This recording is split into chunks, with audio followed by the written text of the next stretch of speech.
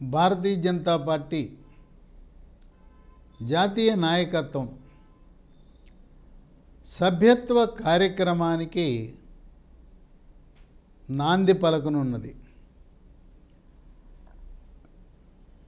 పార్లమెంట్లో లోక్సభలో 400 సీట్లు ఆశించి కేవలం 240కే పరిమితమై ఇతర పార్టీల మద్దతుతో ప్రభుత్వాన్ని నడిపే పరిస్థితికి వచ్చిన భారతీయ జనతా పార్టీ తమ వ్యూహాలను మార్చుకోవాలని దక్షిణాదిన భారతీయ జనతా పార్టీ బలపడి దక్షిణాది రాష్ట్రాల్లో కూడా గణనీయంగా పార్టీని బలోపేతం చేయనే సంకల్పంతో అడుగులు వేస్తూ ఉంది. ప్రాథమిక సభ్యత్వాన్ని ఆగస్టు 1న ప్రారంభించి సెప్టెంబర్ 15 వరకు 45 రోజుల పాటు భారతీయ జనతా పార్టీ దేశవ్యాప్తంగా సభ్యత్వ కార్యక్రమాన్ని చేపట్టబోతూ ఉంది. సాధారణ సభ్యత్వం 45 రోజులు పూర్తయిన తర్వాత సెప్టెంబర్ 16 నుంచి సెప్టెంబర్ 30 వరకు క్రియాశీలక సభ్యత్వాన్ని ప్రారంభించడం జరుగుతుంది. ఈ క్రియాశీలక సభ్యత్వం పూర్తయిన తర్వాత నవంబర్ 1 నుంచి నవంబర్ 15 వరకు ఆ 15 రోజుల కాల వ్యవధిలో దేశవ్యాప్తంగా మండల పార్టీ అధ్యక్షులను అలాగే నగరాలలో పట్టణాల్లో డివిజన్ అధ్యక్షులను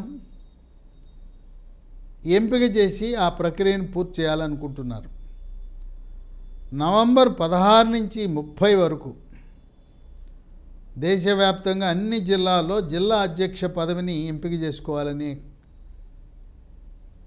ఆ కార్యక్రమాన్ని పార్టీ నిర్ణయించడం జరిగింది. జిల్లా అధ్యక్షులు ఎంపికైన తర్వాత డిసెంబర్ 1వ తారీఖున లేదా డిసెంబర్ మొదటి వారంలో భారతదేశంలోని అన్ని రాష్ట్రాలకు రాష్ట్ర అధ్యక్షులను జిల్లా పార్టీ అధ్యక్షుల యొక్క అభిప్రాయం మేరకు ఎంపిక చేయాలనే ఆలోచనతో ఉంది. రాష్ట్రాలకు అధ్యక్షుల ఎంపిక నియామకం పూర్తయిన తర్వాత డిసెంబర్ నెలాఖరు లోపల జాతీయ అధ్యక్షుడి నియామకం ఎన్నిక జరుగుతుంది.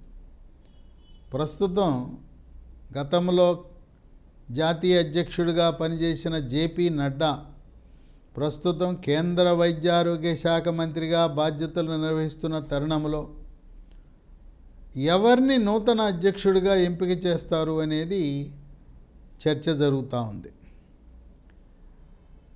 అయితే భారతీయ జనతా పార్టీ యొక్క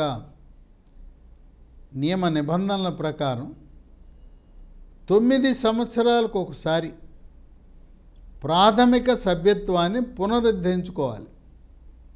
విశేషం ఏంటంటే ప్రధానమంత్రి మోదీ యొక్క ప్రాథమిక సభ్యత్వం కూడా 2024లో ముగుస్తూ ఉన్నది. అందువల్ల ప్రధానమంత్రి కూడా ఈ సంవత్సరం ఆయన యొక్క సభ్యత్వాన్ని పునరుద్ధరించుకోవాలి. ఆయనతో పాటు మరికొంతమంది అగ్రశ్రేణి మంత్రులు, కేంద్ర మంత్రులు, నాయకులు, రాష్ట్ర ముఖ్యమంత్రులు కూడా వారి సభ్యత్వాన్ని పునరుద్ధరించుకోవాల్సిన అవసరం ఉంది. మరొక విశేషం ఏంటంటే ప్రధానమంత్రి మోదీకి ఎక్స్ అనే సోషల్ మీడియాలో ఈ సంవత్సరానికి 10 కోట్ల మంది ఫాలోయర్స్ ఉన్నారు. మోదీ గారికి భారతదేశంలోనే కాదు ప్రపంచ దేశాలలో కూడా ఆయనకి పెద్ద ఎత్తున ప్రవాస భారతీయులే కాక ఇతర దేశ పౌరులు కూడా ప్రధానమంత్రి మోదీని ఫాలో అవటం అనేది విశేషం.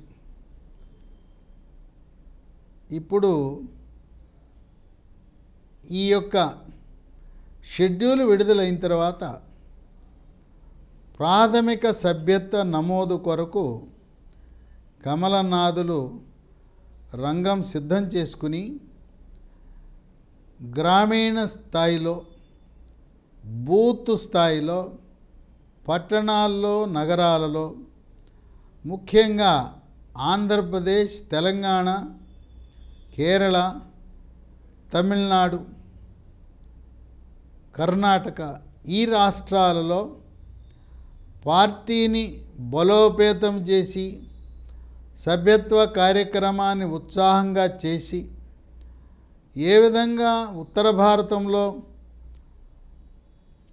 ఉత్తరప్రదేశ్, హిమాచల్ ప్రదేశ్, ఉత్తరాఖండ్లో, మధ్యప్రదేశ్లో పార్టీ బలంగా ఉందో దక్షిణాదికి భారతీయ జనతా పార్టీ విస్తరించి పాగా వేయాలనే ఆలోచనలో ఉన్నది. 2028లో జరగబోయే తెలంగాణ ఎన్నికలలో కాంగ్రెస్తో పోటీపడి Congress, BJP direct, BRS party ఉండదు, అది పతనావస్థకు వెళ్ళిపోయింది. 28లో ఎట్టి పరిస్థితిలో కూడా తెలంగాణ రాష్ట్రాన్ని కైవసం చేసుకోవాలని అడుగులు వేస్తూ తెలంగాణ రాష్ట్ర బీజేపీ పటిష్టం కొరకు ఒక ప్రత్యేక ప్రణాళికను రద్దు చేసి ఆంధ్రప్రదేశ్లో ఏదైతే ఎన్డీఏ కూటమి ఉన్నదో, జనసేన, తెలుగుదేశం, బీజేపీ, ఈ కూటమి మళ్ళీ కూడా 2029 ఎన్నికల్లో ఇదే విధంగా ఎన్డీఏ కూటమిగానే పోటీ చేయాలని, ఆంధ్రప్రదేశ్లో ఇప్పుడు ప్రారంభించిన సంకీర్ణ ఎన్డీఏ ప్రభుత్వం 10 సంవత్సరాలు కొనసాగేలా కమలనాథులు వ్యూహరచన చేస్తున్నారు. ఇది జాతీయ స్థాయిలో మొత్తం మూకుమ్మడిగా కార్యకర్తలందరూ కూడా ఆగస్టు 1న కార్యోన్ముఖులై పార్టీని బలోపేతం చేయటానికి భారతీయ జనతా పార్టీ అగ్రనాయకత్వం పిలుపునిచ్చింది.